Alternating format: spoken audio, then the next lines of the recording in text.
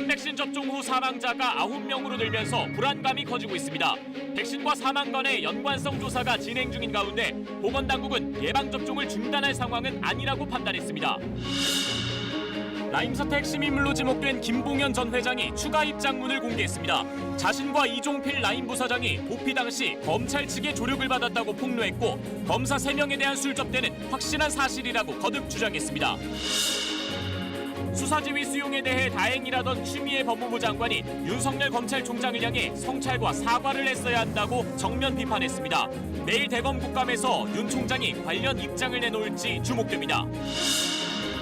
서울 대치동 학원 강사 1명이 코로나19에 확진되면서 방역당국이 인근 학원 강사 등 2만여 명에 대해 전수검사에 나섰습니다. 내일부터는 전국 요양시설에 대한 방역 실태 집중 점검이 시작됩니다. 코로나19 여파로 자영업자들이 큰 타격을 입은 가운데 관광 등 문화업종의 폐업이 지난해보다 15% 늘어난 것으로 집계됐습니다. 각종 위약금과 법률 분쟁으로 폐업도 쉽지 않은 상황입니다.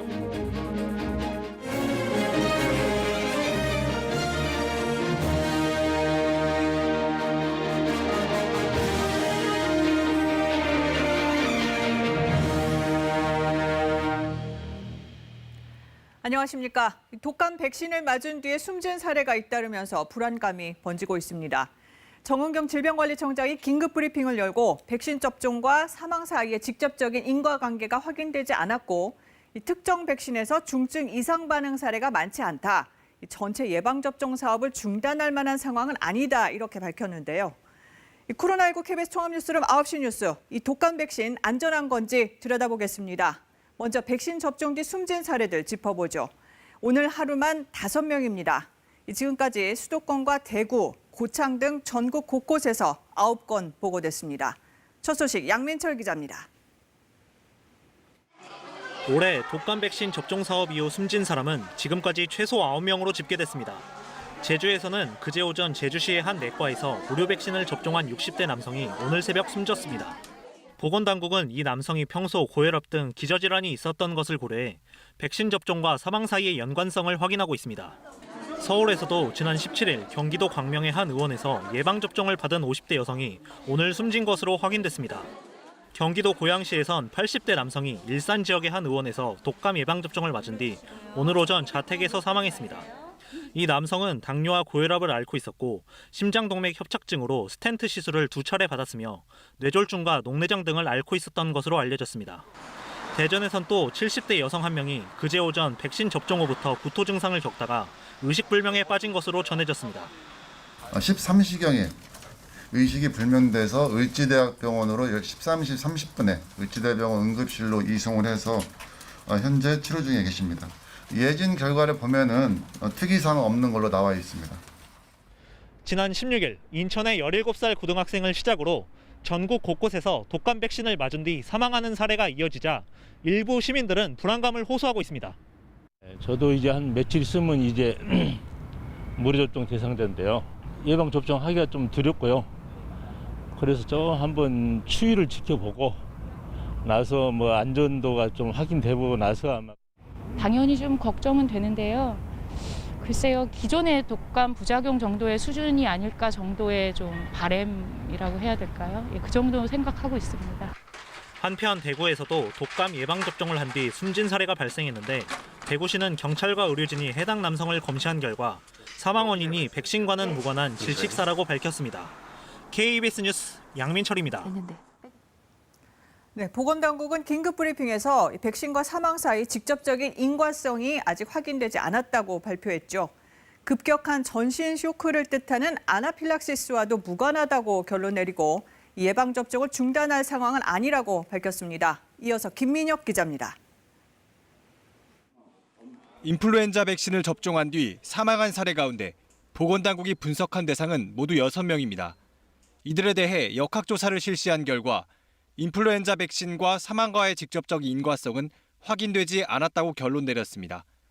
먼저 백신 자체에 독성 물질이 있는지 들여다봤는데 같은 백신을 맞은 다른 사람에게선 별다른 이상 반응이 나타나지 않은 점으로 미뤄 백신 자체에 독성은 없다는 겁니다.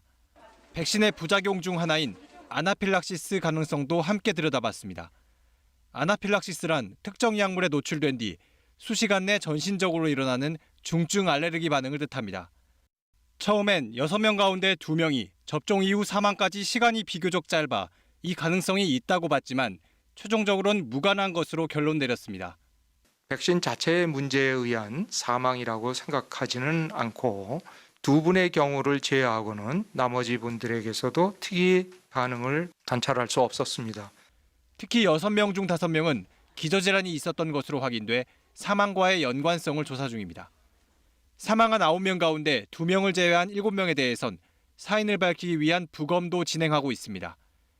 백신 예방접종과 사망 사이에 직접적 연관성이 확인되지 않은 상황인 만큼 보건당국은 예방접종을 중단할 만한 상황은 아니라고 판단했습니다. 코로나19 유행 상황에서 세계보건기구도 고령층과 임신부, 기저질환자에게 예방접종을 강력히 권고하고 있기 때문입니다. 올 겨울에 독감과 코로나19가 동시 유행을 하는 상황이 되었을 때 사망자가 발생할 예측을 해보면 그런 경우는 거의 수천 명에 달할 거거든요. 예방하기 위해서 지금 철저한 독감 백신 접종이 필요한. 질병관리청은 인플루엔자 백신을 맞고 사망한 사례는 2009년 이후 25건이 신고됐는데 이 중 피해 보상이 인정된 사망 사례는 지난 2010년 1건이라고 덧붙였습니다. KBS 뉴스 김민혁입니다. 네, 그럼 전문가와 함께 하나씩 짚어보겠습니다. 고대 구로병원 감염내과 김우주 교수 나와 있습니다. 교수님 안녕하세요. 안녕하세요. 이 독감 주사 올해 처음도 아니고 매년 접종을 해왔는데 왜 이런 거죠? 이전엔 이런 일이 없었습니까? 그러니까 매년 이제 1,400만 명 정도가 접종을 했는데 네. 과거 10여 년 전에 보건소에서 고령자층을 이제 무료 접종하는 시절에는 네. 10월에 이제 날씨도 차가워지는데 이제 보건소에 길게 줄을 들어서서 장사진을 이룬 적이 있습니다. 네. 그때 접종 받고 집으로 가시다가 길에서 쓰러지시기도 하고 집에 가서도 돌아가시기도 하고. 그러니까 대표적으로 2009년 신종플루 팬데믹 상황에 10월에 네. 한 8분이 돌아가셨어요. 그때도 유사한 상황이 있었죠. 왜냐하면 신종플루 팬데믹이라고 해서 이제 막 유행하니까 어르신들 불안하고 백신 접종은 부족한데 맞을 수 있을까 초조하고 날씨는 추워지고 그러니까 기저질환 있는 분들은 혈관이 수축되고 이제 탈수가 되면서 뭐 혈전 같은 게 생기면서 대부분이 심근경색 아니면 뇌졸중, 뇌출혈 이렇게 이제 판명이 나서 사실상 이제 백신과 무관한 네. 상황이 대부분이었죠. 네. 그럼 올해 얘기를 해보겠습니다. 방역 당국이 뭐 직접적인 인과관계는 아직 못 찾았다 이렇게 오늘 발표를 했는데 연관성을 정확히 밝혀낼 수는 있는 겁니까? 지금 이제 월요일부터 이제 오늘이 3일째인데 네. 9분이 지금 사망 사고인데 네. 그중에 이제 10대하고 53세 젊은 여성분까지는 제외하고 7분이 고령자고 고령자죠. 네. 대구에 한 분은 또 질식으로 판명이 됐기 때문에 사실은 엄밀은 6명 정도가 지금 고령자 대상인데 네. 아마 부검을 하면 뭐 심근경색이나 뇌졸중, 기저질환이 있던 분들이 이번에 이제 코로나 관련해서 굉장히 긴장되고 백신을 접종 못 받을까 초조하면서 이제 월요일, 화요일 날 접종 클리닉이 굉장히 붐볐다고 합니다. 네. 어르신들이 되게 이제 백신 못 받으면 네. 며칠 전부터 잠도 못 주무시고 스트레스 받고 이제 탈수 상태에서 긴장 상태에서 맞다 보니까 접종하고 이제 집에 가서 한 분은 또 고창에 계신 분은 일까지 하셨어요. 네. 사실 우리가 이제 백신 접종하고 30분 정도 안정 취하고 그날은 좀 쉬시라 운동도 하지 말고 쉬시라 이렇게 하거든요. 네. 그런 것들을 좀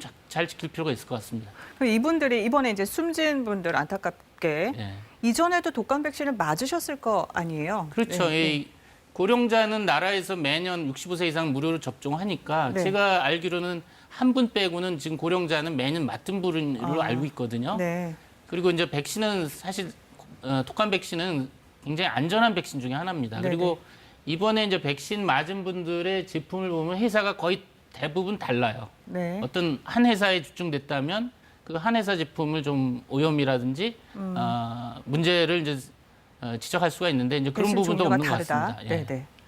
그러면 이제 뭐 급성기 과민 반응하고도 연관이 있는 거 아니냐 의심을 했었는데 저희 뉴스 시작하기 조금 전에 이제 무관하다라고 결론을 내렸습니다. 그러면 백신과 연관 가능성 어떻게 보십니까, 교수님께서? 지금 이제 백신과 연관해서 나올 수 있는 게 이제 아나필락시 반응이라는 건데 네네. 그건 30분 이내에 쇼크나 저혈압으로 돌아가시는 경우가 대부분인데 지금 짧아야 2시간 반입니다. 그러니까 네. 아나필락시 반응은 아니고 네. 아니면 길랑바레인데 길랑바레는 백신 접종하고 1, 2주 지나서 다리부터 마비가 위로 올라오거든요. 지금 그런 상황도 아니고 하루 네. 이틀 내에 갑자기 돌아가신 상황이어서 네. 우리가 예상되는 독감 백신 부작용의 범주에 들어가지는 않습니다.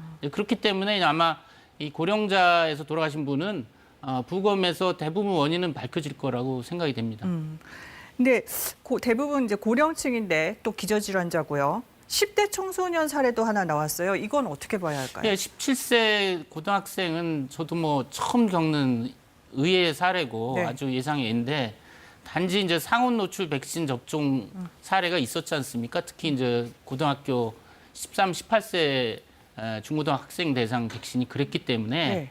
혹시나 이제 관련성을 좀 면밀히 조사해야 될 필요가 있고 그렇기 위해서는 정부가 투명하고 정확하고 이제 부검이라든지 검사를 통해서 과학적 근거로 명쾌하게 하는 것이 그것만이 이제 국민 불안을 해소할 수 있을 것 같습니다. 네.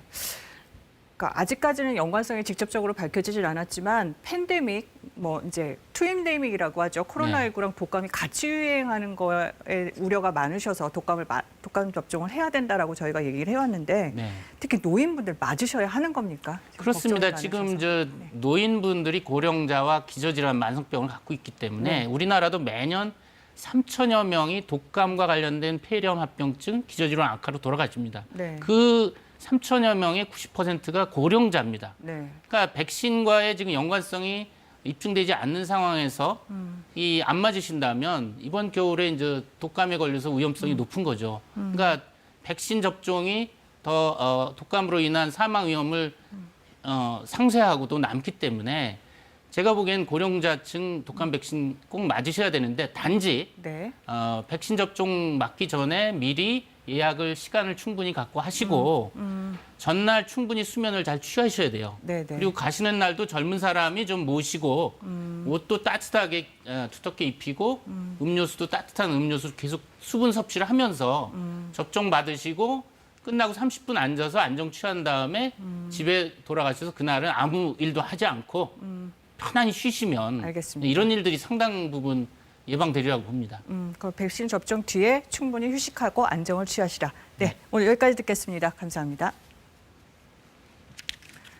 네, 라임 사태 소포입니다. 김봉현 전 스타모빌리티 회장이 지난주 옥중 편지에 이어 오늘 추가 입장문을 KBS에 공개했습니다.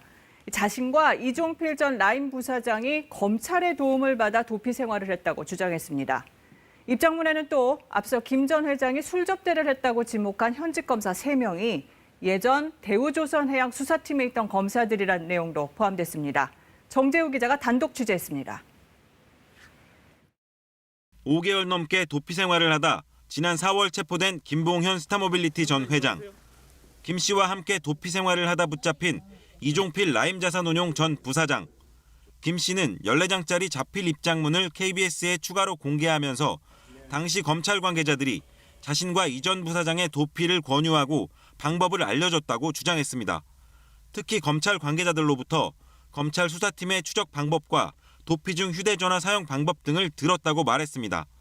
김 씨는 지난주 검사와 검찰 수사관에게 금품 로비를 했다고 폭로했는데 그 대가로 도움을 받았다는 뜻으로 읽힙니다. 김 씨는 또 첫 입장문에 등장했던 검사 3명에 대한 술 접대는 확실한 사실이라고 거듭 주장했습니다. 검사 3명은 예전 대우조선해양 수사팀에서 함께 근무했던 동료들이라며 최근 법무부 감찰 조사에서 이들을 확인시켜줬다고 말했습니다. 앞서 주장한 지검장 로비 의혹과 관련해선 수원여객 횡령 사건으로 수원지검에서 수사받을 때 당시 지검장을 알고 있다는 지인에게 5천만 원을 전달한 것이라고 설명했습니다. 김 씨는 이후 실제로 한동안 영장 발부가 지연됐다고도 주장했습니다. 이에 대해 당시 수원지검장이었던 윤대진 사법연수원 부원장은 전혀 어느 누구한테도 청탁받은 사실이 없다며 신속하게 수사해서 진상이 규명될 것이라는 입장을 전했습니다. 정치인에 대한 검찰 수사는 여야 간 차이가 있었다는 주장도 반복됐습니다. 여당 의원 관련 사건은 대부분 4년 전 일이고 라임과 상관없는 사람들이라고 진술했음에도 6개월에 걸쳐 수사가 진행되고 있는 반면 야당 정치인의 경우 실제 로비가 있었다고 진술했지만 이후 자신에 대한 추가 조사가 없었다고 주장했습니다. 그러면서 자신은 6개월 동안 거의 매일 불려다니며 검찰에 충성을 했고 그로 인해 거의 수사팀의 일원이었다며 검찰 수사를 정면 비판했습니다. KBS 뉴스 정재호입니다. 네, 어제 윤석열 검찰총장이 수사지휘를 수용한 데 대해 다행이라고 했던 추미애 법무부 장관이 오늘은 사과부터 했어야 한다며 윤 총장을 또다시 강하게 비판했습니다. 윤 총장은 내일 대검찰청 국정감사에서 관련 입장을 내놓을 걸로 보입니다. 이정은 기자입니다. 추미애 장관이 윤석열 검찰총장을 또다시 정면 비판했습니다. 이틀 전 수사를 제대로 안 했다는 장관 비판에 중상모략이라 반박한 윤 총장을 두고 추 장관은 화내기 전에 성찰과 사과를 했어야 한다고 날을 세웠습니다. 또 김봉현 전 스타모빌리티 회장에 대한 66차례 검찰 조사를 언급하며 반복 소환 등 관행을 뿌리 뽑겠다던 대검 발표와 달리 수용자를 이용해 열심히 범죄 정보를 수집하고 있었다며 강하게 질타했습니다. 특히 여권 정치인에 대해선 피의 사실이 언론에 나오는 반면 야권 정치인이나 검사 술 접대 의혹은 누구도 알지 못하게 했다고도 비판했습니다. 수사지휘 수용에 대해 다행이라던 어제 입장과는 사뭇 달라진 분위기입니다. 검찰 안팎에서 과잉지휘라는 비판이 이어지자 정면 대응에 나선 것으로 해석됩니다. 평소 언론 노출을 피해온 윤 총장은 내일 대검찰청 국감을 앞두고 답변 준비에 몰두하고 있는 것으로 알려졌습니다. 윤 총장은 2013년 국정감사에서 국정원 댓글 수사 책임자로 당시 여권과 나를 세운 바 있습니다. 저는 사람에 충성하지 않기 때문에 제가 오늘도 이런 말씀을 드리는 겁니다. 준비된 자료보다 자기 생각을 즉흥적으로 답하는 윤 총장의 특성상 이번에도 돌출 발언이 나올 수 있다는 관측도 나옵니다. 국감을 하루 앞두고 윤 총장 지지자들은 화환 수십 개를 대검 앞으로 보내기도 했습니다. 한편 윤 총장 가족과 측근 의혹에 대해 독립적으로 수사하라는 장관 지휘와 관련해 서울중앙지검은 수사팀 보강과 사건 병합 등 다양한 방안을 검토하고 있습니다. KBS 뉴스 이정은입니다. 네, 옵티머스 사태에서는 지난해 라임 사태, 올 초 DLF 사태 등에서 확인한 사모펀드의 문제점이 다시 한번 드러났습니다. 정책적으로 사모펀드를 키우겠다고만 하고 문제를 막을 대비책은 제대로 없었습니다. 왜 이렇게 된 건지 서영민 기자가 설명드립니다. 사모펀드에 투자한 사람들은 안전하다는 금융회사 권유를 철석같이 믿었습니다. 안전한 거다. 907 채권을 그냥 전 투자했다고. 그동안 라임과 옵티머스는 엉뚱한 곳에 투자해 돈을 빼먹었습니다. 투자 대상 자산도 불투명해서 회수 가능 금액은 추정하기가 힘든 상황입니다. 이런 사모펀드 사태의 시작은 2015년 발표된 사모펀드 활성화 정책입니다. 사모펀드 설립 관련 규제 합리화합니다. 통일적으로 사후 보고제를 개선하고자 합니다. 자본금 기준을 낮추고 신고만 하면 되도록 하는 등 규제를 풀자 사모펀드 시장은 400조 원 규모로까지 커졌습니다. 공시형이 가장 큰 금융기관인 은행 창구를 통해서 판매가 되다 보니까 적절한 감시 감독 규제를 받을 거라는 그런 믿음과 신용이 입혀집니다. 옵티머스만 봐도 올해 7월 기준으로 5천억 원이 넘었지만 직원은 10여 명에 불과했습니다. 특히 2017년 부실 회사로 분류됐고 당시 이미 사기 투자 제보가 금융당국과 검찰로 들어갔는데도 별다른 조치는 없었습니다. 1,000억 원이 넘는 돈을 투자한 전파진흥원이 펀드가 계약과 달리 우량 채권에 투자되지 않았다고 검찰에 고발했지만 무혐의 처분이 나왔습니다. 이른바 게이트라는 말까지 나오는 이유입니다. 금감원에 들어온 민원을 묵살, 검찰에 들어온 고소를 묵살, 전파진흥원이 고발했던 내용조차 검찰이 묵살해서 2018년도에 막을 수 있었던 사건을 피해 규모가 1조 6천억 원인 라임 사태. 라임이 투자한 미국 펀드가 사기 펀드로 드러나는데도 금융사들은 계속 펀드를 팔았습니다. 상품을 파는 은행과 증권사, 펀드 서류를 관리하는 예탁결제원, 최종 감독을 해야 할 감독당국 누구도 걸러내지 못한 겁니다. 처벌도 약합니다. 처벌 수준이 지나치게 낮다. 최종적인 법원의 판결도 2년에서 3년 정도가 오히려 주류를 이루고 있다고 볼 수가 있습니다. 규제 완화 뒤에는 이상 신호를 즉각 감지하는 등 촘촘한 사후 관리가 필수지만 우리 금융 체계는 너무나 허술했습니다. KBS 뉴스 서영민입니다. 코로나19, 오늘은 해외 상황 먼저 짚어보겠습니다. 유럽에서 다시 확산세를 보이자 3월 대유행 때처럼 강력한 통제 조치가 다시 도입되고 있습니다. 베를린 연결해서 자세히 알아보겠습니다. 유광석 특파원, 3월 유행 때 비교적 선방했던 독일도 최근 확진자 수가 급증하면서 봉쇄 조치를 내린 지역이 있다고요? 네, 최근 독일에선 매일 7,000명 이상의 확진자가 새로 나오고 있습니다. 특히 서부와 남부 지역 상황이 심각한데요. 남동쪽 오스트리아 국경 지역에 독일에서 4월 이후 처음으로 봉쇄 조치가 다시 내려졌습니다. 알프스를 끼고 있는 인구 10만 6천여 명의 베르히테스가드너 란트입니다.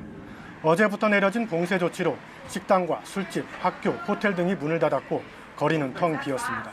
주민들은 특별한 사유 없이 집을 떠날 수도 없습니다. 비슷한 조치를 내린 다른 유럽 국가들도 있죠? 네, 아일랜드가 내일부터 6주 동안 전국에 봉쇄 조치를 시행합니다. 재택근무를 해야 하고 집에서 5km 이상 벗어날 수 없습니다. 식당과 술집은 포장 영업만 가능합니다. If we pull together over the next 6 weeks, we will have the opportunity to celebrate Christmas in a meaningful way. 아일랜드를 비롯해 웨일즈와 북아일랜드, 네덜란드, 스페인, 카탈루냐에 봉쇄나 그에 준하는 조치가 내려졌습니다. 야간 통행 금지가 시행되는 국가는 슬로베니아와 벨기에, 프랑스 9개 도시, 이탈리아 2개 주입니다. 지금 유럽의 코로나 상황이 얼마나 심각해진 겁니까? 유럽 각국의 봉쇄 조치는 3월 대유행 당시로 돌아간 모습이지만 코로나19 감염 상황은 훨씬 심각합니다. 1차 대유행 때 하루 최다 확진자가 4만 명대였는데 지금은 그 3배 이상인 15만 명이 넘습니다. 1차 유행 때처럼 국경을 봉쇄하지는 않았지만 각국이 고위험국으로 지정한 나라를 여행하려면 2주 격리를 해야 되기 때문에 국가 간 이동도 실질적으로 제한된 상황입니다. 지금까지 베를린에서 전해드렸습니다. 오늘 발표된 코로나19 신규 확진자는 91명, 이 중 국내 발생 환자는 57명입니다. 오늘로 사회적 거리 두기를 1단계로 완화한 지 열흘째인데요. 여전히 국내 발생 환자는 50-60명대를 유지하고 있습니다. 요양병원 등 의료기관에서 확진자가 계속 나오는 데 이어 경기도 부천에선 명절, 가족 모임을 통한 감염 사례가 확인됐고 특히 수능을 40여일 앞둔 가운데 서울 대치동 학원가에서 확진자가 나와 학생과 학부모들이 걱정하고 있습니다. 송금한 기자가 보도합니다. 대형 입시학원의 건물 한 동이 완전히 폐쇄됐습니다. 이곳에서 고등학생들에게 수학을 가르치던 30대 강사가 이틀 전 확진 판정을 받았습니다. 대치동에는 긴급히 선별진료소가 설치됐습니다. 인근 학원과 교습소 등 3천여 개 시설에서 근무하는 학원 강사 2만여 명에 대한 전수 진단 검사를 진행하고 있는데 오늘 하루 동안 229명이 검사를 받았습니다. 저희 강사님들은 지금 거의 다 검사 다 받으셨어요. 직원들도 다 받았고요. 확진된 강사의 밀접 접촉자는 모두 60여 명. 이 가운데 55명이 인근 15개 학교에 다니는 학생들입니다. 수업 중 강사와 학생들은 마스크를 착용했던 것으로 조사됐고 60명 모두 음성 판정이 나왔습니다. 하지만 수능 시험이 얼마 남지 않은 학생들은 불안해합니다. 많은 애들이 다니는 학원이고 해서 꼭 이 학원만 다니는 게 아니잖아요. 다른 학원 다닐 수 있는 것 같아서 불안했던 것 같아요. 저만 걸리는 게 아니라 다른 사람한테도 피해 줄 수 있으니까. 해당 강사는 의심 증상이 있는데도 일주일여 동안 수업을 진행한 것으로 조사됐습니다. 지난 13일부터 이비인후과와 약국 등을 수차례 방문했습니다. 열이 좀 있으시고 근성 있으시다고 말씀하셨어요. 네, 3일부터 이제 병원을 가셨는데 그날 그러신 것 같아요. 교육당국은 이 강사가 자신이 근무하는 대형 학원 외에 무등록 개인 교습소를 차려 중학생들을 가르친 것으로 보고 있습니다. 이에 따라 이 개인 수업에서 추가로 접촉한 학생들이 더 있을 것으로 보고 역학조사를 확대하고 있습니다. KBS 뉴스 송금환입니다. 요양병원을 중심으로 확진자가 계속 이어지면서 방역당국은 내일부터 2주 동안 전국 요양시설을 집중 점검하기로 했습니다. 또 영업을 재개한 고위험 시설의 방역 상황도 함께 점검합니다. 우한솔 기자가 보도합니다. 병동이 폐쇄된 SRC 재활병원에선 하루 새 30여 명이 추가로 확진됐습니다. 격리 중이던 환자와 의료진, 그리고 접촉자인 가족 등이 포함됐습니다. 병원에 격리 중인 130여 명에 대한 검사 결과는 모두 나왔고 외래 환자 등 방문자를 대상으로 추가 검사가 진행 중입니다. 부산 햇드락 요양병원에서는 환자 7명이, 서울 도봉구 다나병원에서도 환자 1명이 더 늘어났습니다. 이처럼 요양시설에서 감염이 끊이질 않자 방역당국은 내일부터 2주 동안 전국 요양병원과 요양시설의 방역 실태를 특별 점검하기로 했습니다. 방역관리자를 지정했는지, 의심 증상을 확인하고 증상이 있는 종사자를 업무에서 제외시켰는지 등을 확인합니다. 고의적인 위반으로 집단 감염이 발생할 경우엔 손실보상 대상에서 제외됩니다. 외부로부터의 감염 요인을 차단할 수 있는 실효성 있는 방안을 강구해 주시기 바랍니다. 거리두기 1단계로 영업을 다시 시작한 고위험 시설에 대한 점검도 병행됩니다. 유흥주점과 콜라텍 등 유흥시설 5종은 4제곱미터당 1명으로 인원을 제한하는지 등이 주요 확인 대상입니다. 특히 수도권에서는 방역수칙이 의무화된 150제곱미터 이상 카페와 음식점 등 다중이용시설도 점검 대상에 포함됩니다. 반복적으로 방역수칙이 지켜지지 않거나 집단 감염이 발생한다면 무대 운영 금지, 좌석 간 이동 금지와 같은 추가적인 제한 조치도 고려할 수 있습니다. 새로운 집단 감염 사례도 잇따랐습니다. 서울 관악구의 한 수영장에서 지금까지 7명의 확진자가 나왔는데 건물 지하 2층에 있고 창문도 없어 감염 위험이 높았다는 지적입니다. 경기도 부천시에서는 명절 가족 모임과 관련해 모두 12명이 확진됐습니다. KBS 뉴스 우한솔입니다.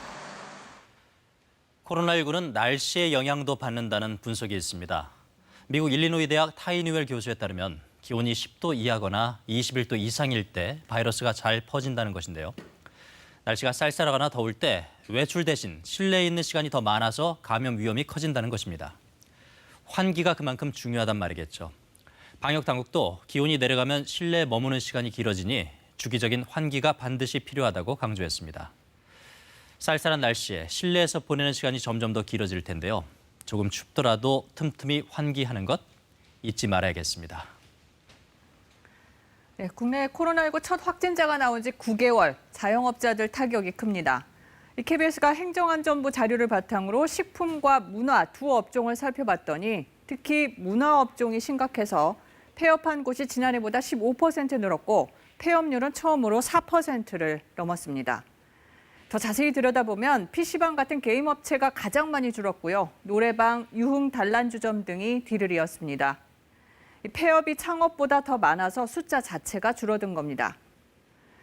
반면에 음식점 같은 식품업종에서는 폐업이 줄었는데 괜찮아서가 아니라 최대한 버티고 있어서 통계에 늦게 반영된다는 해석이 나옵니다.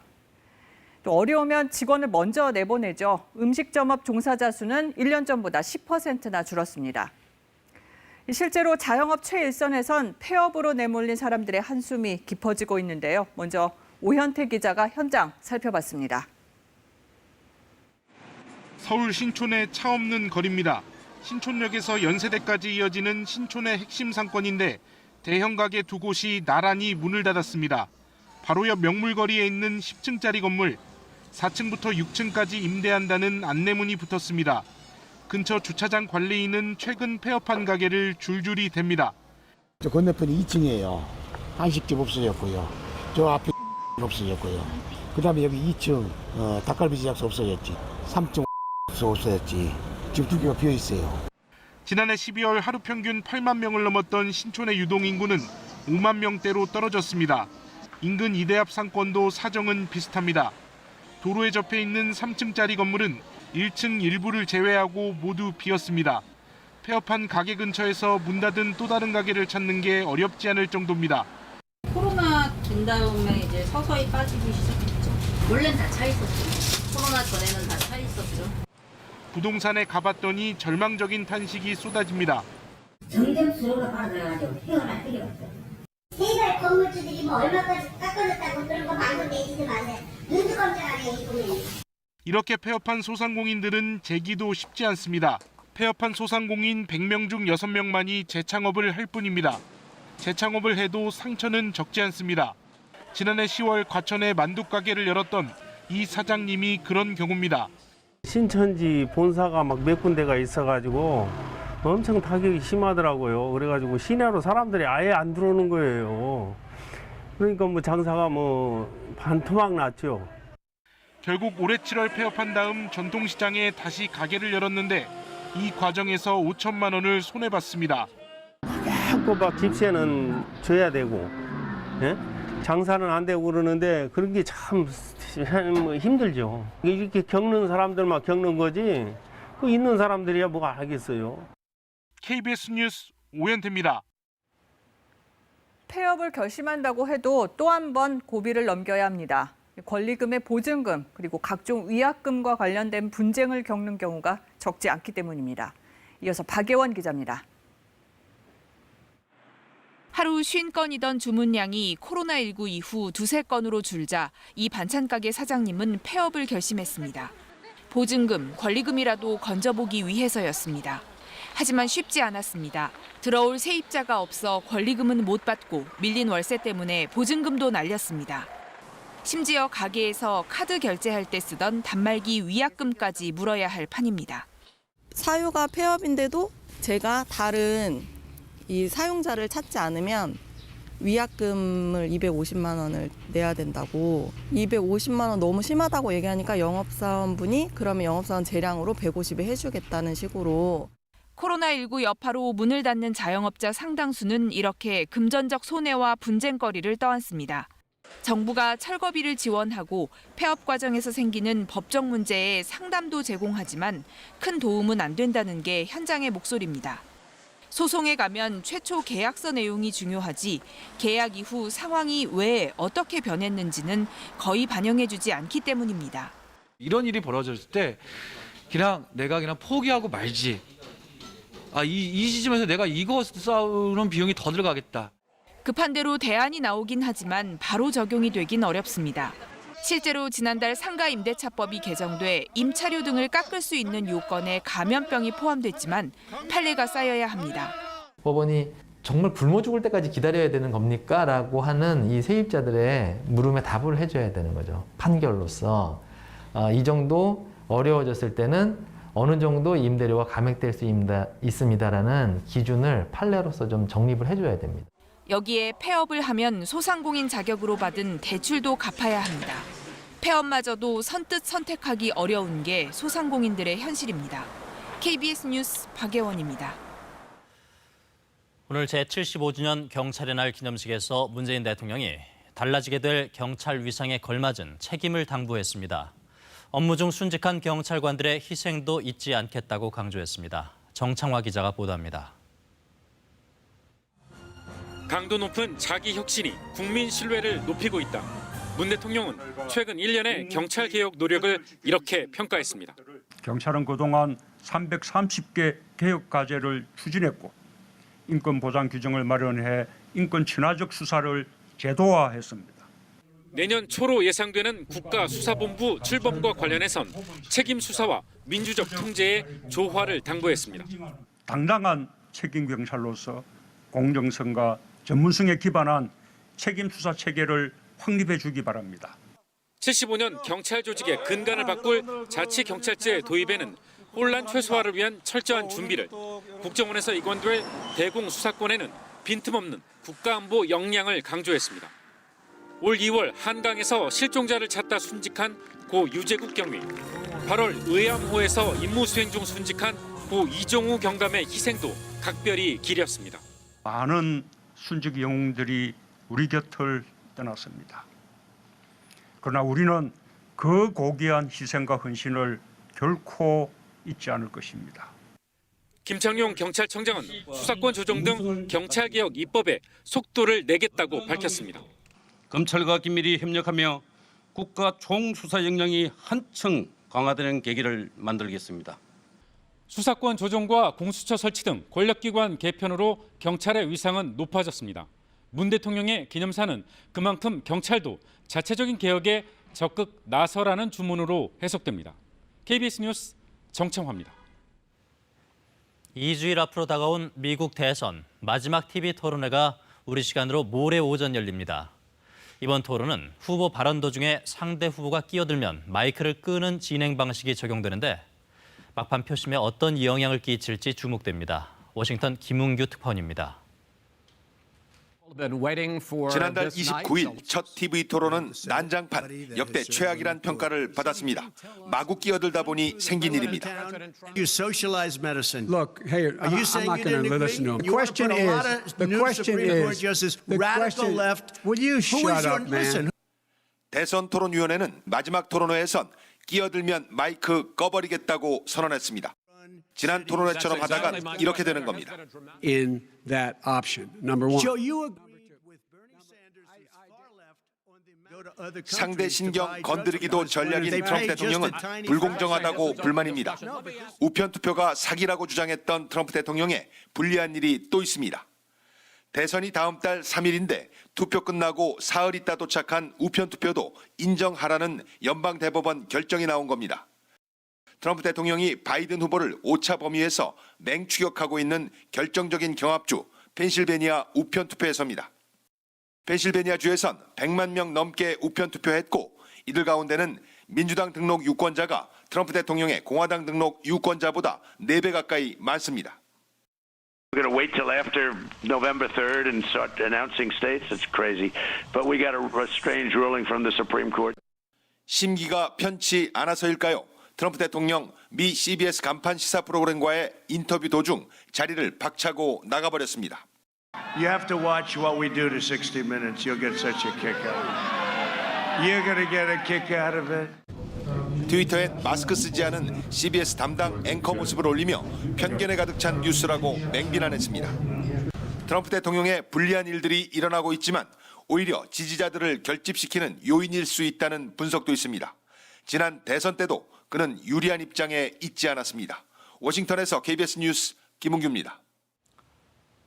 선거 때마다 나오는 공약, 바로 가계통신비 절감이죠.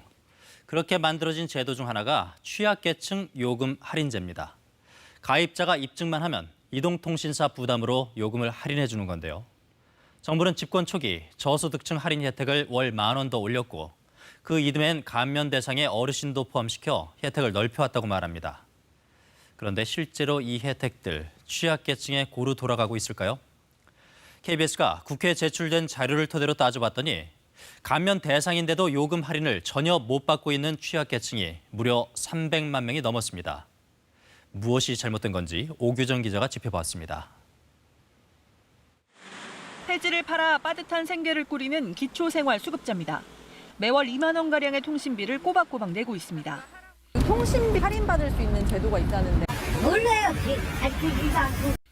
요금 할인을 아는 취약계층은 드뭅니다. 나도 못 들었어. 그럼 월 얼마예요? 4,400원. 2년이가 96만 원이라고. 이렇게 할인 혜택 사각지대에 있는 이들 얼마나 될까? KBS가 국회 제출 자료를 토대로 규모를 추산해봤습니다. 먼저 중복을 제외한 할인 대상은 850만 명, 이 중 315만 명이 통신요금 할인을 받지 못하고 있었습니다. 3명 중 1명꼴입니다. 저소득층의 사각지대는 더 컸습니다. 기초생활수급자 중에선 절반가량이 잠재적 빈곤계층인 차상위 계층에서는 71%가 할인을 놓쳤습니다. 이렇게 몰라서 더 내고 있는 통신비는 어림잡아 월 424억 원, 연간 5천억 원이 넘습니다. 할인이 우리 어디 있어요? 알려줘야 알자. 가만히 쓰는 거지. 그런 얘기도 없더라고요, 저는. 몰라서 못 받는 게 대부분, 신청 방법도 까다롭습니다. 장애인이나 노인분들 같은 취약계층 분들이 이런 감면을 위해서 직접 사업자에게 신청하고 서류를 준비하는 일이 정말 어려운 일입니다. 정부에서 이 정보를 공유하고 시스템을 구축해서 자동으로 감면받게 만든다면 훨씬 더 쉽게. 정부는 널리 알리는 홍보만이 최선이라는 입장입니다. 자동 감면 시스템을 구축하려면 민감한 신상 정보를 이 통사에 넘겨야 하기 때문이라는 건데 그러면서도 할인 혜택을 넓힐 효과적인 방안은 내놓지 못하고 있습니다. KBS 뉴스 오규정입니다. 건강한 대한민국 남성이라면 18개월 동안 군대에 가야 하죠. 하지만 2018년 대체복무 없는 병역법은 헌법에 어긋난다고 헌법재판소가 결정한 뒤부터 전쟁에 반대하는 신념이나 사상, 또 종교적 이유가 있는 경우 대체복무가 가능해졌습니다. 이 문제는 평범한 군대 생활과 대체복무의 형평성 어떻게 맞추냐는 거였죠. 근무 기간을 얼마로 정할지, 어디서 어떤 업무를 할지가 관심사가 됐고 한때 정치권에서는 지뢰 제거처럼 강도 높은 임무를 맡겨야 하고 또 당시 공군 복무 기간의 2배인 44개월로 해야 한다는 주장도 나왔습니다. 청와대 청원 게시판에도 관련 글만 1,300건 넘게 쏟아졌습니다. 지난 2018년 12월 고심하던 정부가 대체 복무 방안을 확정했고 1년 뒤 국회에서 통과됐습니다. 교정시설에서 36개월 동안 합숙 근무를 한다는 건데 첫 대체 복무 요원 105명 어떤 일을 하게 될지 구체적으로 공개됐습니다. 김진호 기자입니다. 종교적 신념 등 양심에 따라 병역을 거부해온 이른바 양심적 병역 거부자들. 평화가 길이다. 병역 거부 무죄다. 사회적 논란 끝에 2018년 헌재 결정에 따라 올해 1월부터 이들이 병역을 대체할 수 있는 법이 시행됐습니다. 올해 처음 실시된 대체역 심사를 통과한 사람은 모두 435명.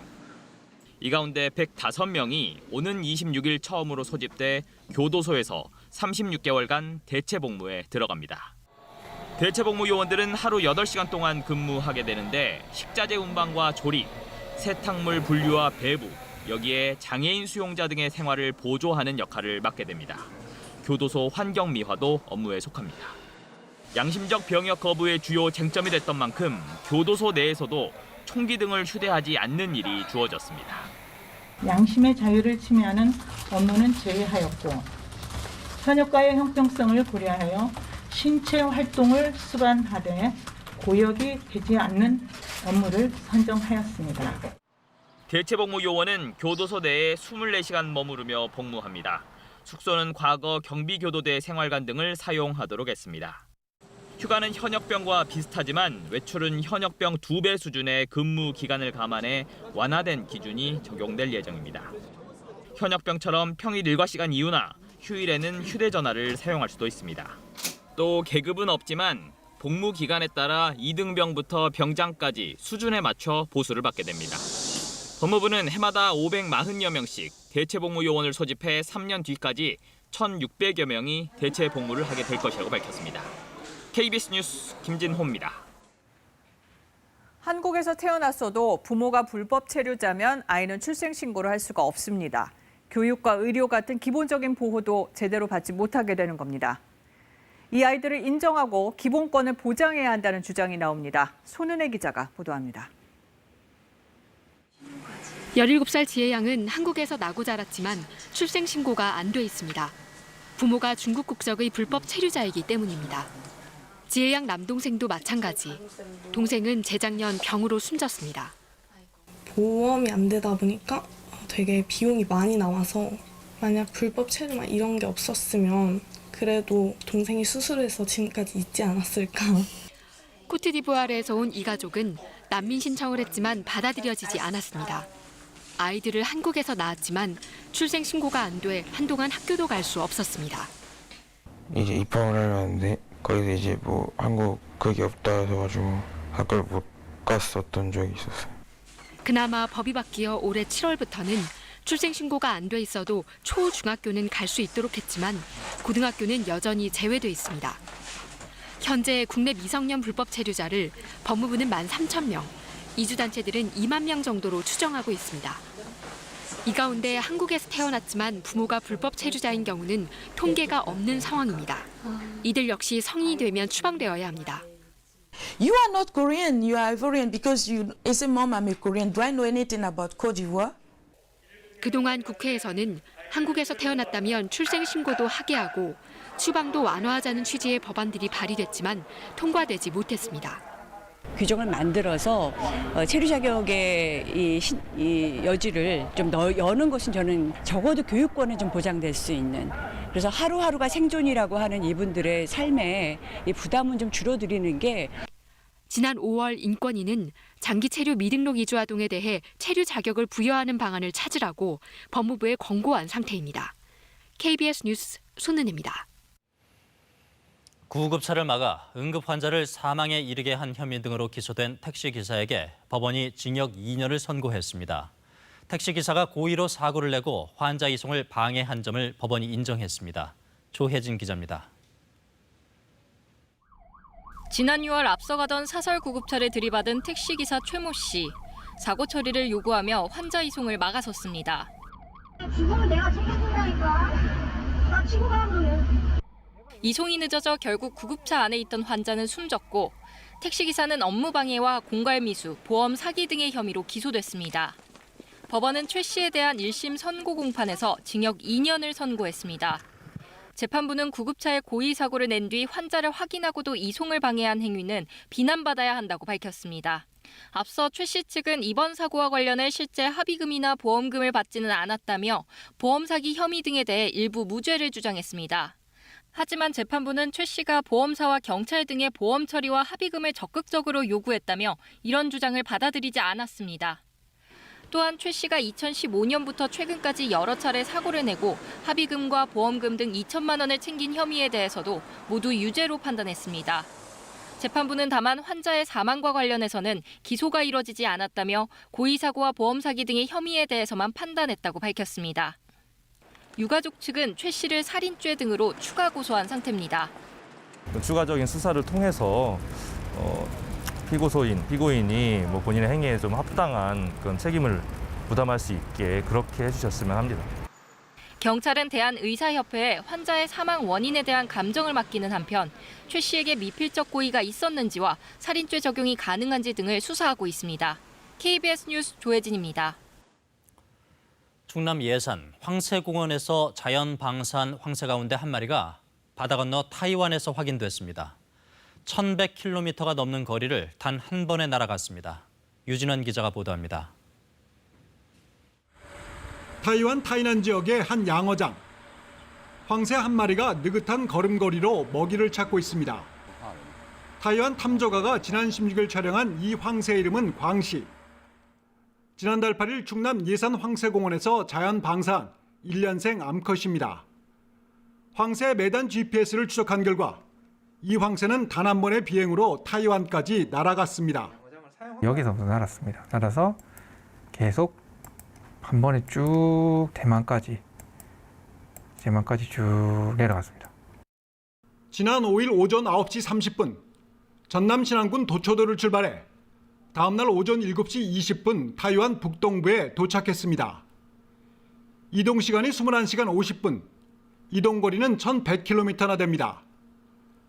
2015년 시작된 복원 사업을 통해 우리 땅에 방사됐거나 새끼를 친 황새는 70마리가 넘습니다. 이 가운데 몇 마리는 일본이나 중국, 러시아로 갔지만 타이완까지 건너간 황새는 광시가 처음입니다. 더구나 1,000km가 넘는 비행거리를 단 한 번의 비행으로 건너간 것은 이례적입니다.